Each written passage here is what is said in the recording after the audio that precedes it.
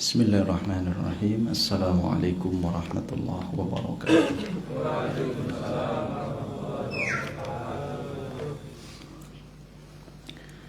Alhamdulillah wassalatu wassalamu ala Rasulillah wa ala alihi wa sahbihi wa man walah, la haula wa la quwata illa billah, amma ba'd.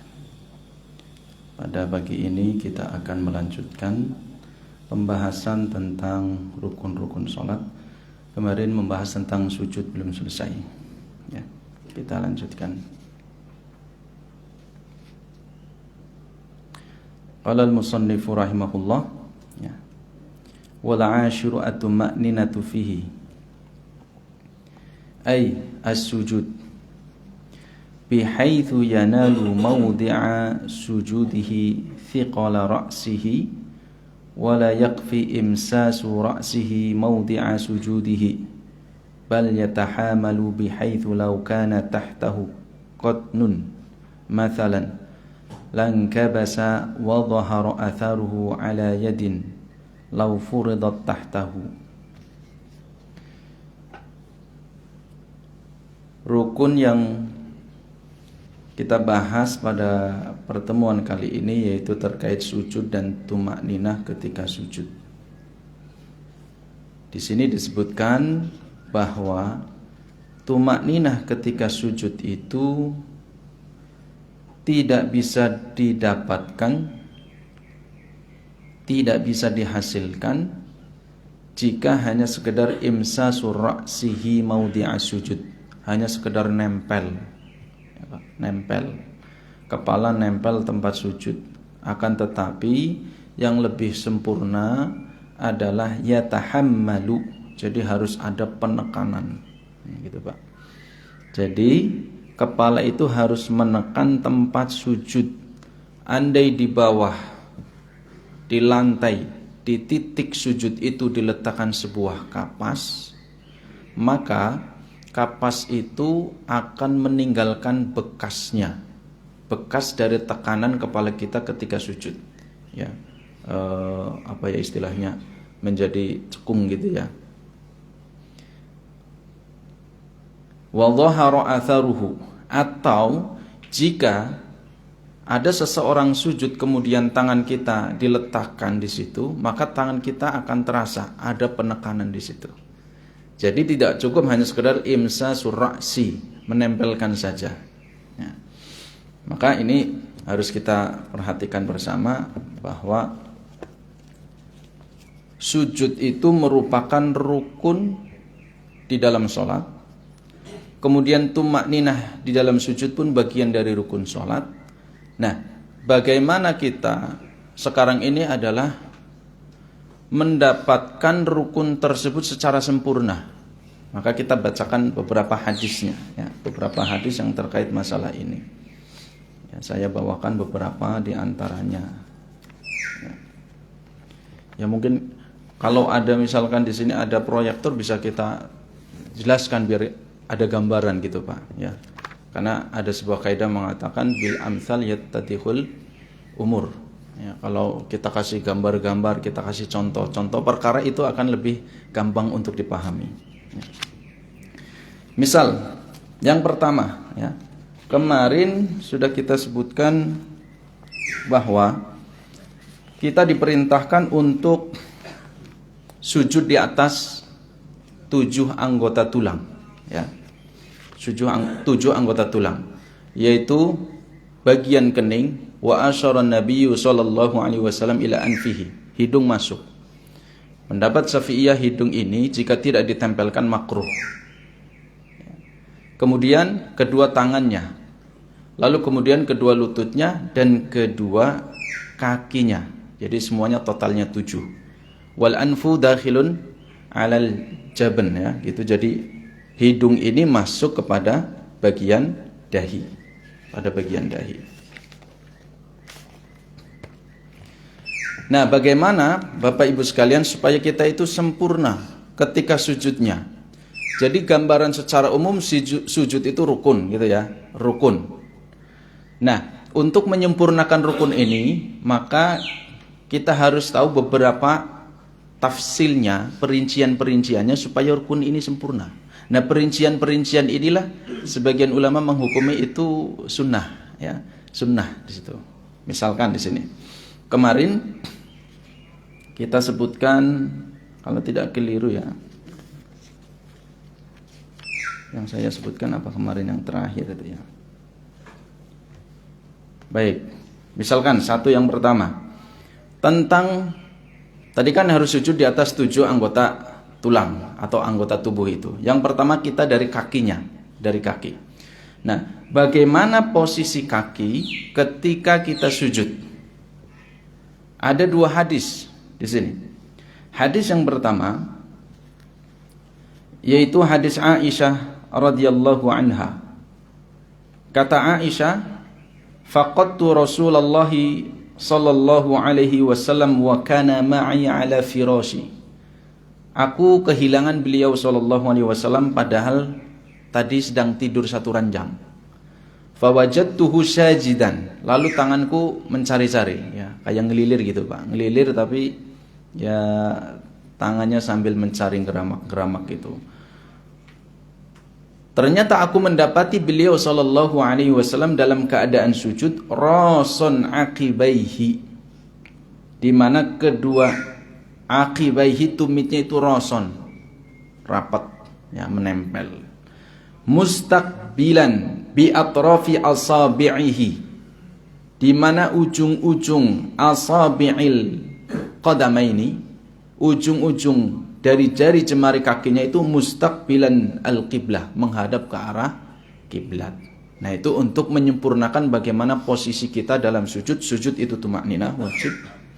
Lalu harus sujud di atas 7 anggota tubuh itu. Nah, perinciannya apa? Ketika sujud, ini kita bahas dari ujung kaki, kakinya itu rason akibaihi, tumitnya menempel. Itu riwayat Aisyah, tumitnya menempel. Kemudian ujung kakinya dia menghadap ke arah kiblat, berarti posisinya jelas ditegakkan, gitu kan? Menghadap ke arah kiblat. Fasami'tuhu yaqulu kada wa kada. Nah, itu terusan hadisnya. Kemudian ketika sujud Nabi itu membaca a'udzu biridhoqa min sakhatika dan seterusnya.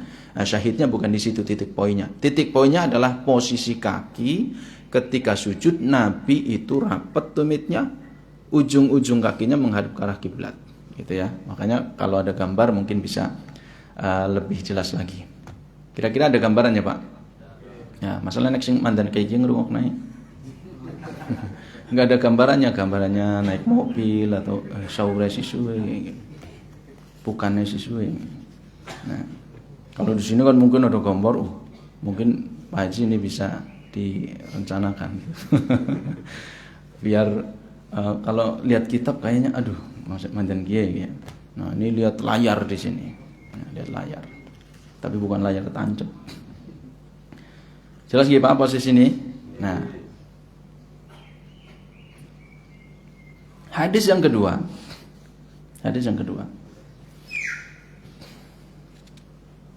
Faqadtu Rasulullah sallallahu alaihi wasallam lailatan minal firas.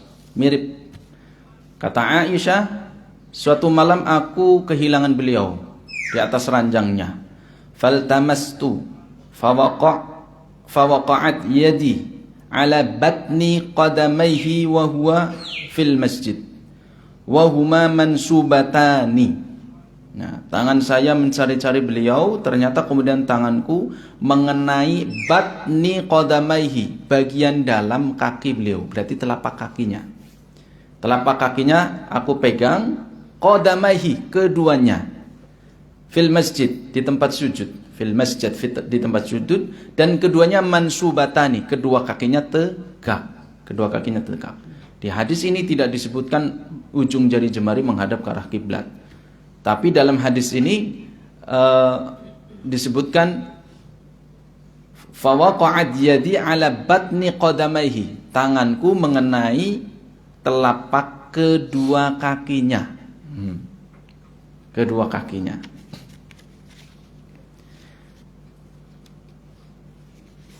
Nah, ini pindah-pindah semua Pak hadis-hadisnya. Nah, kalau pengen lengkap itu di kitab Al-Mutawwal ya. Kitab Al-Mutawwal, kitab yang lebih luas lagi. Misalkan kalau mazhab Syafi'i namanya kitab Asy-Syarh Al-Majmu' Syarah Muhadzab. Nah, di situ disebutkan hadis-hadisnya.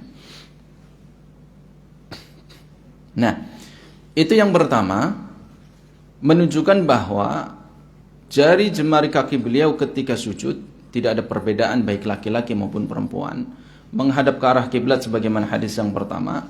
Hadis yang kedua menunjukkan bahwa telapak kakinya itu ditegakkan, kemudian keduanya itu dirapatkan. Keduanya dirapatkan. Namun dalam pendapat Syafi'iyah, nah ini kan hadisnya. Hadisnya seperti itu teksnya. Pendapat Syafi'iyah mengatakan bahwa bukan jari jemari, kedua kakinya itu tidak dirapatkan. Ini pendapat Syafi'iyah. Kenapa? Karena kedua hadis itu masih bersifat ihtimal. Ihtimal itu sesuatu yang bukan pasti. Sifatnya masih ada potensi makna yang lain. Nah, misalkan seperti tadi. Ketika Aisyah mengatakan fawaqa'at yadi ala batni qadamaihi. Tanganku mengenai bagian telapak kedua kaki beliau. Ya, nih pentingnya hadis ini. Tanganku mengenai atau mendapatkan telapak kedua kaki beliau. Adakah makna di situ?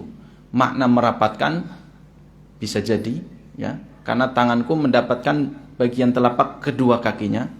Mungkin bisa jadi juga tidak. Kemungkinan tangannya ya mungkin satu yang kanan, kemudian nyari yang lain, kemudian dapat yang kiri. Kemudian diringkas dalam bahasa tanganku mendapatkan telapak kaki kedua beliau. Kan gitu. Maka ini menurut ulama Syafi'i ini masih ihtimal. Ihtimal. Kemudian yang pendapat yang hadis yang pertama juga demikian. Ketika rason aqibaihi itu dilihat bukan dari aspek matanya. Kalau rason aqibaihi jelas, rason itu kan nempel, bertemu. Tumitnya berarti ujung pangkal kaki itu bagian belakang tumit.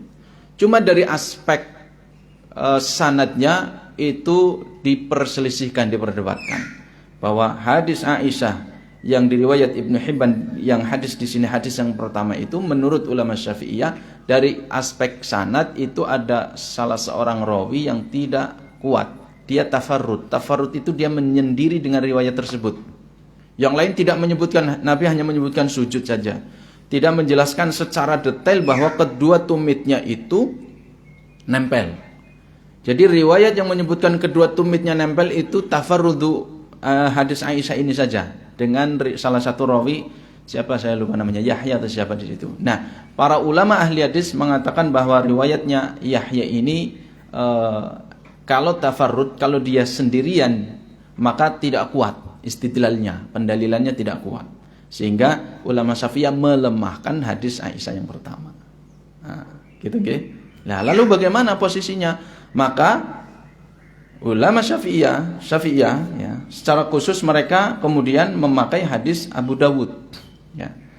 Di dalam hadis Abu Dawud disebutkan wa idza, kata Nabi, kata seorang sahabat, wa idza sajada faraja baina fakhidaihi ya, kata Nabi SAW, jika salah seorang sujud faraja baina fakhidaihi, kedua pahanya itu direnggangkan, ghairu hamili batnihi ala syai'in min fakhidaihi, tanpa membebankan perutnya itu kepada pahanya, kepada salah satu pahanya sedikit pun. Artinya posisi paha. Nah, berarti kan tadi ujung kaki sudah kita sampaikan hadisnya, tapi pendapat Syafi'iyah itu tidak rapat. Nah, dia memakai hadis yang ini juga yang menjelaskan tentang posisi paha. Posisi paha adalah direnggangkan, ya, renggang seperti ini, jadi bukan rapat, direnggangkan. Kemudian teks ghairu hamil batnihi ala syai'in min fakhidaihi itu menunjukkan bahwa pahanya itu tegak ya. Jadi tegaknya itu adalah tegak 90 derajat seperti ini. Itu paha. Jadi tidak boleh delosor apa ya, Pak? Jadi sujudnya terlalu panjang gitu ya, sehingga penopangannya di sini kuat banget, ya, kuat sehingga cepat panas ini Pak. Kalau cepat panas cepat gosong. Ini ada yang neken banget sini, kerasa banget. Jadi nggak boleh terlalu delosor gitu sehingga nanti pahanya seperti ini, lebih dari 90 derajat. Itu tidak boleh. Atau dia kurang dari 90 derajat, maka tidak memenuhi hadis riwayat Al-Baihaqi ini. Karena dia apa? Perutnya itu berarti dia membebankan beban perutnya kepada salah sedikit atau salah bagian sedikit dari pahanya. Karena di sini disebutkan wairu hamili batnihi ala syai'in min fakhidaihi. Berarti menunjukkan betul-betul pahanya itu tegak. Nah, nanti bisa dirasakan sendiri. Nah, kalau ada gambarnya bisa. Gitu ini, Pak. Itu posisi paha. Nah, dari sini ulama Syafi'iyah memahami hadis ini tentang bagaimana posisi ujung kaki. Jika posisi pahanya itu di tafrij, dilebarkan, maka posisi ujung kaki pun tafrij, dilebarkan. Nah, itu menurut mereka. Ya, menurut mereka. Karena asal seseorang ketika sujud itu asalnya seperti itu. Kaki itu tetap buka gitu ya. Ujung kaki tetap buka. Jadi enggak antara telapak kanan dengan kiri tidak nempel seperti ini. Ini menurut pemahaman Syafi'iyah. Jadi dia memilih pendapat itu. Kemudian hadis yang kedua riwayat At-Tirmidzi. Summa tadil qa'iman thumma sujud fa'tadil sajidan. Jika kalian berdiri maka i'tidallah. Ideallah. Berdiri ideal itu seperti apa? Ya berdiri Gini Pak. Orang berdiri ideal itu kan kakinya nggak lebar banget, kakinya juga bukan rapat. Itu berdiri yang ideal.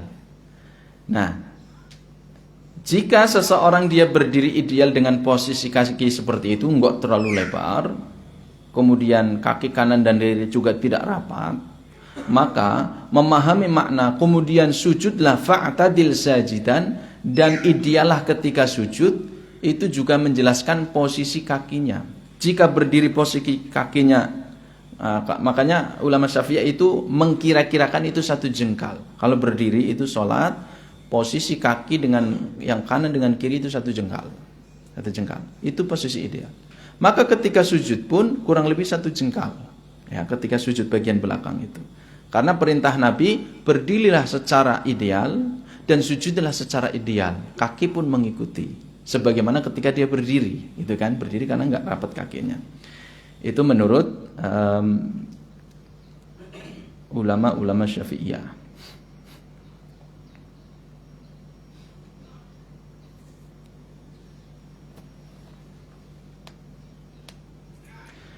Kemudian ada sebuah athar Ibnu Umar di dalam riwayat Ibnu Abi Syaibah. Disebutkan bahwa Uyainah Ibn Abdurrahman dia berkata, kuntu ma'a abi fil masjid, aku bersama ayahku di dalam masjid, fara'a rajulan safan baina qadamaihi, lalu ayahku melihat seseorang dia merapatkan kedua kakinya, faqala, kata ayahku, alzaqa ihdahuma bil ukhra, salah satu kaki nempel dengan kaki yang lain. Kata beliau, yaitu kata ayahku, laqad ra'aitu fi hadzal masjid 18 min ashabin nabi sallallahu alaihi wasallam. Aku telah melihat di masjid ini 18 dari sahabat Nabi sallallahu alaihi wasallam, ma ra'aitu ahadan minhum fa'ala hadza qattun. Aku tidak melihat seorang pun dari mereka yang melakukan seperti ini, menempelkan kakinya antara yang kanan dan kiri. Ya, tapi pemaknaan atau kalimat sofan baina qadamaihi yang dimaksud di sini apakah lututnya dan kakinya, atau yang dimaksud kakinya saja, artinya bagian lutut saja, kemudian ujungnya rapat, atau ujungnya rapat dan lututnya rapat gitu ya. Jadi ini juga masih ihtimal, ya, masih ihtimal. Sehingga ada sebuah kaidah disebutkan bahwa ma'al ihtimal yaskutul istidlal. Ya. Jika sebuah hadis itu masih mengandung makna yang ambigu, ihtimal kemungkinan A, kemungkinan B, maka yaskutul istidlal. Pendalilannya, wajhul istidlalnya itu gugur. Ya, gugur. Nah, sehingga tidak bisa mengatakan 100% rapat, tidak bisa mengatakan seperti itu.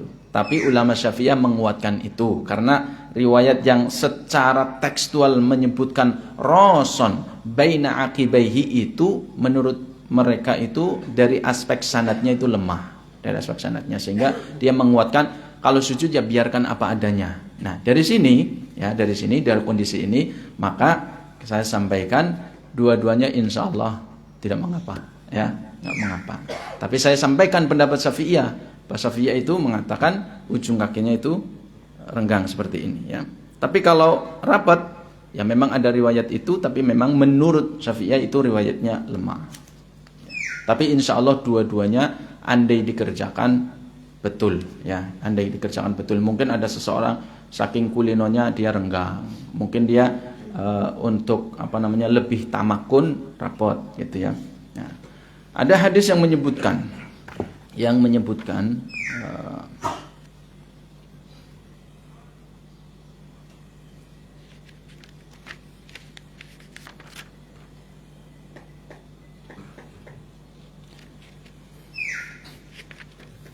perintah dari Nabi SAW, ya, bahwa kalau kita sujud itu harus mengkokohkan sujud kita.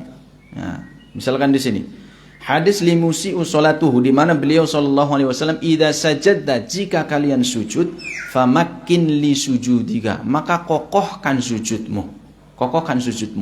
Nah, karena terkait posisi kaki itu tidak ada kepastian secara posisi untuk ujung kakinya, maka saya mengatakan ya silahkan, boleh memilih A, boleh memilih B. Jika jenengan merasa bahwa merapatkan itu lebih mengokohkan sujudnya, insya Allah bagus. Namun jika merasa itu merenggangkan lebih mengokohkan, maka itu ada landasannya, itu pendapat Syafi'iyah, gitu, pendapat Syafi'iyah. Kalau saya merapatkan, berarti ini tinggal milih, gitu, Pak. Tinggal milih.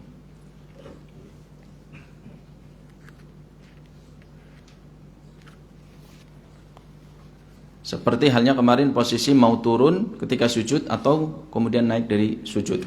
Nah, posisi ujung kaki sudah, posisi pahanya sudah, berarti sekarang posisi apa? Posisi tangan. Baik, posisi tangan.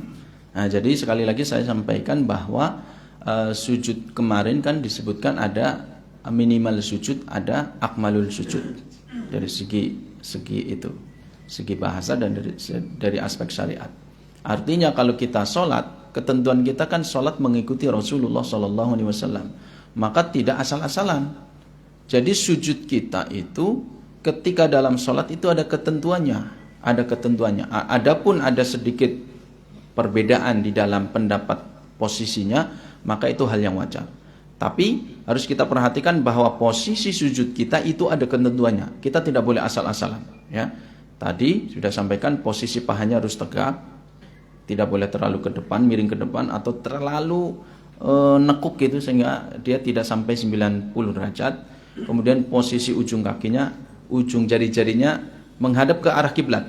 Ya, kalau ujung jari-jarinya menghadap ke arah kiblat itu hadisnya sahih, tidak ada perselisihan. Yang menjadi perselisihan itu hanya dirapatkan atau direnggangkan, itu saja. Kalau mau direnggangkan kurang lebih 1 jengkal, 1 kilan saja, 1 jengkal. Nah, untuk posisi tangan kita bacakan hadisnya.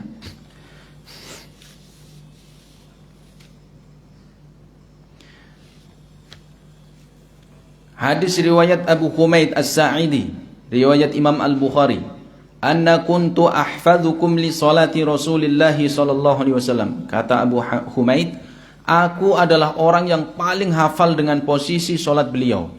Ya, jadi bentuk salat beliau aku yang paling tahu, kata Abu Humaid.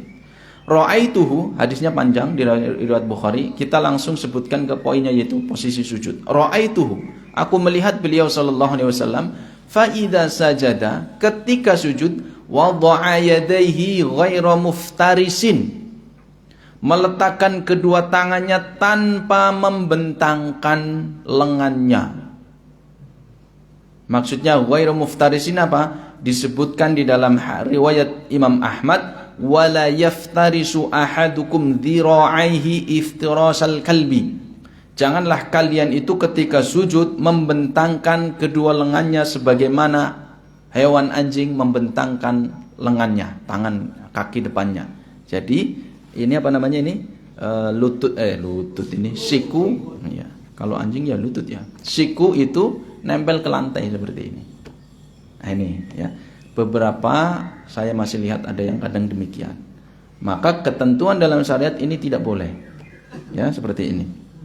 Jadi posisi lengan itu tidak boleh nempel ke lantai. Karena posisi seperti ini posisi yang menyerupai hewan anjing, atau dalam hadis yang lain as-saba itu hewan buas.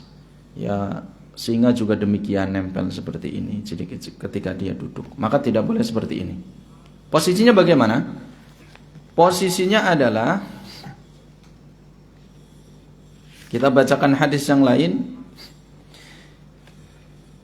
Idza sajadta, hadis riwayat Imam Muslim. Idza sajada, jika engkau sujud, fadha' kaffaika, maka letakkanlah telapak tanganmu keduanya. Ya, meletakkan telapak tangan keduanya. Warfa' mirfaqaika, maka ini menjelaskan hadis yang pertama tadi. Angkatlah sikunya. Nah, tadi kan di satu sisi ada hadis menyebutkan kita tidak boleh membentangkan lengannya sebagaimana hewan anjing membentangkan ketika duduk. Maka di hadis yang kedua ini secara jelas menjelaskan bahwa posisi tangannya ketika sujud adalah yaitu dia mengangkat sikunya. Nah, jadi harus diangkat pak sikunya. Ya, laki-laki maupun perempuan tidak boleh kalau sujud seperti ini. Ya, biasanya anak kecil ini seperti ini nyantai, gitu ya, nyantai. Nah, kalau seperti ini maka tidak memenuhi hadis yang pertama tadi. Idza sajadta famakkin li sujudika. Jika kalian sujud, kokohkan sujudmu. Posisi seperti ini enggak kokoh, Pak. Ya. Tapi kalau tangan kita menopang di atas telapak tangan, maka itu akan kokoh sujud kita, akan kokoh. Kemudian Nabi SAW juga bersabda,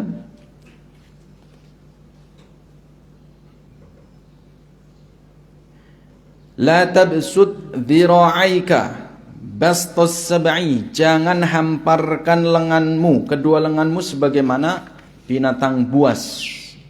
Wadda'im ala rahataika, tumpukanlah di atas kedua telapak tanganmu. Nah, berarti bukan kepada lengan kita menumpu seperti ini, tapi kepada telapak tangan seperti ini. Wa tujafi an dhab'aika, dan jauhkanlah lenganmu itu ya an dhab'aika. Dhab' itu artinya adalah al-adud ini ya, ini namanya dhira, ini namanya al-adud ya, ini dhira, ini al-adud iya, ini dhira al-adud, ini lengan atas. Jadi di sini wa tujafi artinya jauhkan ya, dan jauhkanlah ini apa namanya, tujafi an dhab'aika, dari ini ya, dari badannya. Nah, jadi lengan atas itu dijauhkan seperti ini. Nah, jadi enggak rapat seperti ini. Fa innaka idza fa'alta dzalika sajada kullu 'udwin minka ma'aka. Karena jika Anda melakukan demikian, maka seluruh anggota sujud itu benar-benar sujud bersama kalian. Nah, jadi sujud yang kokoh adalah demikian, menumpu pada telapak tangan, kemudian sikunya diangkat, kemudian lengan atas dijauhkan seperti ini. Nah, dijauhkannya seberapa? Dijauhkannya seberapa? Yaitu di hadis yang lain disebutkan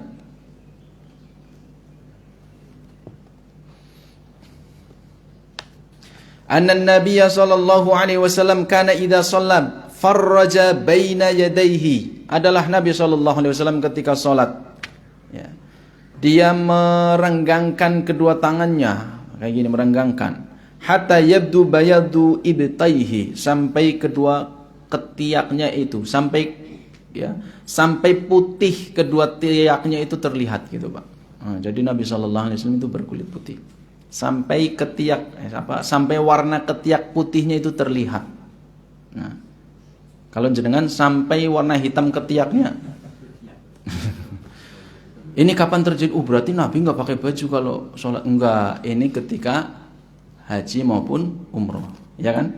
Kalau haji pakai umroh kan ada ar-rida, ada al-izar, pakaian atas, pakaian bawah.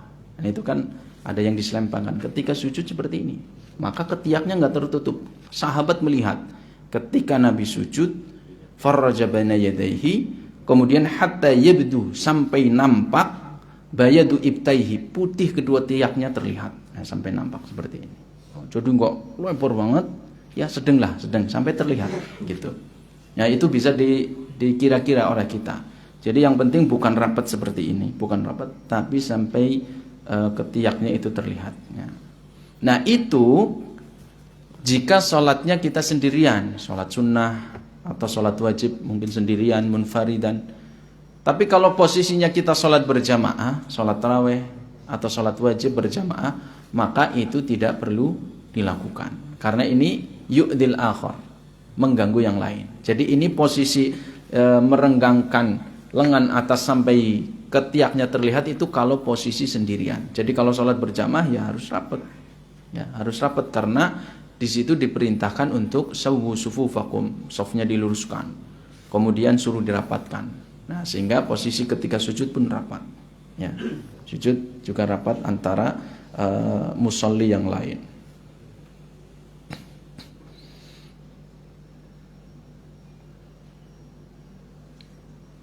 Paham ya Pak? Nah, lalu kemudian hadis riwayat Abu Dawud dengan sanad yang hasan. Bagaimana Nabi SAW ketika sujud itu betul-betul mengokohkan sujudnya sampai kata para sahabat, hatta qala ba'du ashabihi inna kunna la na'wi li Rasulillahi sallallahu alaihi wasallam. Aku itu sampai merasa kasihan, kami sampai merasa kasihan kepada beliau sallallahu alaihi wasallam, mimma yujafi biyadaihi an jambaihi, karena beliau begitu menjauhkan kedua tangannya dari sampingnya idza sajada, ketika sujud. Nah, jadi seolah-olah sahabat kan hanya melihat saja, merasa kasihan. Ya, wallahu alam merasa kasihannya maksudnya seperti apa gitu ya. Tapi di sini poinnya adalah di mana beliau yujafi biyadaihi an jambihi, dari bagian sampingnya, dari tubuh bagian samping, yujafi dijauhkan kedua tangannya seperti ini sampai ketiaknya terlihat. Nah, jadi posisi siku diangkat, kita menopang kepada telapak tangan, kemudian tidak nempel seperti ini ke bagian tubuh samping. Ya, tapi nanti pendapat Syafi'iyah mengatakan khusus untuk perempuan gini ya Pak. Nah, nanti sampai tentang al-mar'atu tukhalifur rajula fi khamsati asya. Ketika sholat laki-laki dan perempuan beda dalam 5 hal. Nanti sampai kepada poin itu. Ya, jadi Syafi'iyah punya pendapat sendiri. Ya, tapi kemudian jumhur mengatakan posisi sholat laki-laki dan perempuan sama. Ya. Jadi dia ketika laki-laki yujafi yadaihi an jambihi, dia menjauhkan ya, bagian atas lengannya dari tubuh sampingnya, maka untuk perempuan dan demikian. Ya. Salah satu mungkin yang saya sampaikan, kenapa untuk Syafi'iyah dia berpendapat harus dirapatkan, karena perempuan itu semuanya aurat, sampai sholat pun dia harus bisa tertutup supaya auratnya tidak terlihat. Ya. Ya, itu posisi untuk tangan atau sikunya. Kemudian bagaimana posisi ini? Jari jemari dari tangan itu. Nah, kita sebutkan hadisnya. Annan Nabiya sallallahu alaihi wasallam, riwayat Al-Hakim di dalam kitabnya Al-Mustadrak, kitab hadis. Adalah Nabi sallallahu alaihi wasallam idza sajjada, ketika sujud, dhamma asabi'ahu, mengumpulkan, yaitu jari jemarinya. Jadi seperti ini namanya mengumpulkan jari jemari. Yang dimaksud seperti ini. Ini juga mengumpulkan jari jemari. Ya enggak Pak? Ini jari jemari mengumpulkan sama. Nah, tapi apa sujud seperti ini? Gegem gitu kan. Nah, gegem. Kan masuk dhamma asabi'ahu, riwayat Imam Hakim. Nah, baik. Mengumpulkan jari jemari bisa seperti ini, bisa seperti ini. Tapi ingat ada hadis lain yaitu riwayat Al-Baihaqi bahwa Nabi SAW ketika sujud yuwajjihuha qibalal qiblah, jari jemarinya menghadapkan ke arah kiblat. Jadi dikumpulkan demikian lalu diarahkan ke arah kiblat. Nah, ini menunjukkan orang yang sholat sujudnya kokoh. Nah, berarti dia betul-betul memantapkan sujudnya. Beda dengan orang, ya ada orang yang duduk dia santai, ada orang duduk ya duduk tegak gitu kan, duduk dia posisi serius, ada orang duduk santai. Kan kita bisa membedakan. Ada orang sujudnya santai, ada orang sujudnya kokoh. Maka bentuk sujud orang yang kokoh adalah menghadapkan jari jemari ke arah kiblat. Sampai dalam sebuah hadis sebutkan al-ibham yuwajjihu ilal kiblah. Jari jemarinya juga menghadap ke arah kiblat seperti ini. Nah, kalau dia seperti ini asal kayak gini ya Pak, berarti dia lemes gitu kan, tidak terlalu mengkokohkan. Maka bentuk posisi jari jemari ke arah kiblat hatal ibham, sampai ininya jempolnya. Wa kana ya'tabidu ala kaffaihi wa yabsutuhuma, dan dia bersandar kepada dua telapak tangannya, wa yabsutuhuma, dan membentangkannya. Nah, membentangkannya artinya ini ya, kedua telapak tangannya itu dibentangkan, artinya tidak di samping ini, tidak di samping kepala, dibentangkan. Lalu posisinya di mana? Kata disebutkan dalam sebuah hadis, wa kana yaj'aluhuma hadwa mankibaihi. Ini posisi tangan. Tadi sudah mengarah ke arah kiblat, rapat, lalu wa kana yaj'aluhuma hadwa mankibaihi, sejajar dengan pundak. Jadi seperti ketika takbir, mungkin nanti disebutkan bagaimana posisi ketika takbir. Jadi takbir ada ketentuannya, mengangkat tangannya hadwa mankibaihi, sejajar dengan pundak. Au hadwa udunaihi, dalam hadis yang lain disebutkan sejajar dengan telinga, baik telinga atas, pokoknya telinga, atau ini batas bawah telinga seperti ini. Ya. Dalam mengangkat tangan ketika takbir pun demikian. Nah, dalam sujud pun demikian. Ketika sujud, posisi tangan hadwa mangkibahi, lurus ini, ya, lurus pundak posisinya, atau dia hadwa udunaihi, lurus telinga. Berarti dia wabasoto huma, dan seperti ini, bukan di sampingnya seperti ini, atau seperti ini, Pak. Nah, itu adalah bentuk posisi sujud untuk kedua jari jemarinya, ya. Dia menghadap ke arah kiblat. Kemudian posisinya bisa lurus dengan pundak atau dia lurus dengan kedua tangannya. Hadza wallahu a'lam. Nah, ini beberapa hadis yang kemudian mendasari seseorang itu jika sholat mau tumakninah secara sempurna, ya demikian. Kalau itu tidak dilakukan, maka tumakninah tidak akan sempurna, Padahal Nabi SAW memerintahkan kepada kita untuk tumakninah di dalam sujud maupun di dalam ruku, ya, dan di dalam rukun-rukun yang lainnya. Wallahu a'lam. Ada yang ketinggalan atau tidak tentang masalah sujud? Ya. Posisi sudah ya, tangan, kaki, lutut. Tadi lutut kan fakhidaihi direnggangkan. Ya. Ada pertanyaan Bapak Ibu? Silakan. Tidak ada pertanyaan? Nah, monggo silakan sekarang kira-kira selama ini sholatnya sudah seperti itu atau belum? Ya, jika belum maka berusaha untuk memperbaiki diri. Ya, yang saya sampaikan adalah kalam-kalam para ulama yang disimpulkan dari hadis-hadis Nabi SAW. Di mana Nabi SAW berpesan, "Shollu kama ra'aitumuni usolli." Salatlah kalian sebagaimana kalian melihat aku salat. Nah, bentuk salat itu, riwayat-riwayat itu ada yang Nabi ngomong sendiri, kalau sujud demikian, kalau salat demikian. Ada sahabat yang melihat Nabi SAW ketika sholat gerakannya bagaimana, posisinya bagaimana, diabadikan oleh para sahabat. Nah, monggo silakan dari keterangan-keterangan hadis tadi kita koreksi lagi, ya, koreksi lagi. Tentunya itulah yang akan membuat baik dari sholat kita, yang akan membuat sempurna dari sholat kita. Karena kalau tidak, kata Nabi SAW, la tujzi'u sholatu ma la yuqimu sulbahu fi sujud. Nah gitu kan.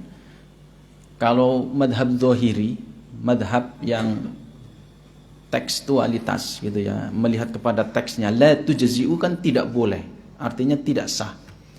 Tidak sah sholat yang tidak yuqimu sulbahu, menegakkan sulbahunya, meluruskan tulang punggungnya ketika sujud. Nah itu. Jadi bukan ngurungkung, bukan kayak gini juga, bukan. Ketika ruku pun demikian. La tujzi'u sholatu man la yuqimu sulbahu fir ruku'. Tapi jumhur mengatakan la tujzi'u di situ adalah tidak sempurna sholatnya. Orang yang tidak meluruskan tulang punggungnya ketika sujud maupun ketika ruku'. Nah, sehingga ini ya butuh ketenangan. Ketika sujud, posisikan dulu. Nah kan tadi kata Nabi SAW, barang siapa yang dia melakukan ini berarti seluruh anggota sujudnya telah sujud. Baru kita baca bacaan sujud. Ya dengan berbagai nanti ada beberapa riwayat. Ada yang panjang, ada yang pendek. Nah itu caranya. Jadi ya selama ini harus kita koreksi. Dan logika kita sebagai manusia, kalau sesuatu kan pengennya yang apa Pak? Yang bagus-bagus. Larus napa mboten? Ya kan? Ya kan? Rumah ya yang bagus lah. Kalau kemudian dapat motor ya yang bagus, mobil ya yang paling bagus, suami ya yang paling ganteng sempurna, istri ya yang paling bagus, yang paling cantik, yang paling soleha. Apalagi Pak? Nah ini sujud pun kita berusaha untuk yang paling bagus. Ya. Nah hadis-hadisnya sudah disebutkan.